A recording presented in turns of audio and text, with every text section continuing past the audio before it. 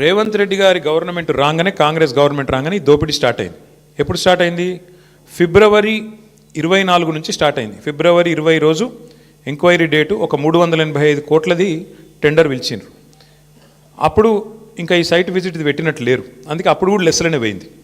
తర్వాత ఇంకొక టెండర్ పిలిచిండ్రు మేలో, అది కూడా లెస్లనే పోయింది. Godavari Khani RGOC1, RGOCP3 mine, ఈ రెండు కూడా ఇంకా అప్పటికి దిక్కుమాలిన దంద మొదలు కాలే. ఆడికెళ్ళి మొదలైంది కథ. ఎప్పుడు 24కి వెళ్ళి 24 జూన్కి వెళ్ళి మొదలైంది.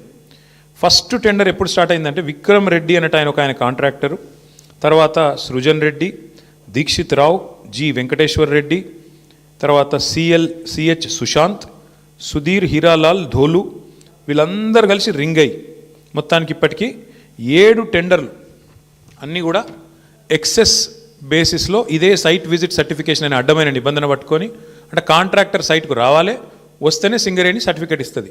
తప్పన కాంట్రాక్టర్ నేను బిడ్ వేస్తా అంటే సర్టిఫికేట్ ఇయ్యేది. సృజన్ రెడ్డి ఫోన్కు ఆయన బెదిరింపులకు లొంగకపోతే వినకుండా ఎక్సెస్ ఇప్పటికీ గతంలో -10, -22లో పోయిన టెండర్లు ఇవాళ డైరెక్ట్గా సృజన్ రెడ్డి కంపెనీకి 207 కోట్ల కాంట్రాక్టు +12%కి వచ్చింది. శోధా కన్స్ట్రక్షన్స్ అనే కంపెనీ సృజన్ రెడ్డిది, అలా భార్య పేరు ఉంటుంది అందులో. ఇది వాస్తవమా కాదా దయచేసి మీరు తెలుసుకోండి, కాపీ కూడా మీ అందరికి ఇస్తాను, మీరు కూడా తెలుసుకోవచ్చు. అట్లాగే వీళ్ళందరూ ఇప్పుడు GVR, CH సుశాంత్, దీక్షిత్, అంతా ఒక రింగు ముఠా. ఇది ఈ ముఠాకి నాయకుడు సృజన్ రెడ్డి, రేవంత్ రెడ్డి బావమరిది, వీళ్ళందరూ కలిసి వేసిన రింగు టెండర్లు. ఇది నిన్న హరీష్ రావు గారు బయట పెట్టిండు. ఏమన్నాడు హరీష్ రావు గారు నిన్న?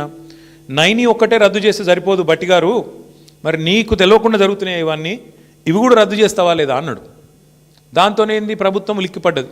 ఓహో మా దొంగతనం బయటపడుతుంది కాబట్టి ఏం చేయాలి, హరీష్ రావుకు నోటీసు, నిన్న సాయంత్రం నోటీసు, పొద్దున ఎంక్వైరీ. ఇది మొదటిసారి కాదు.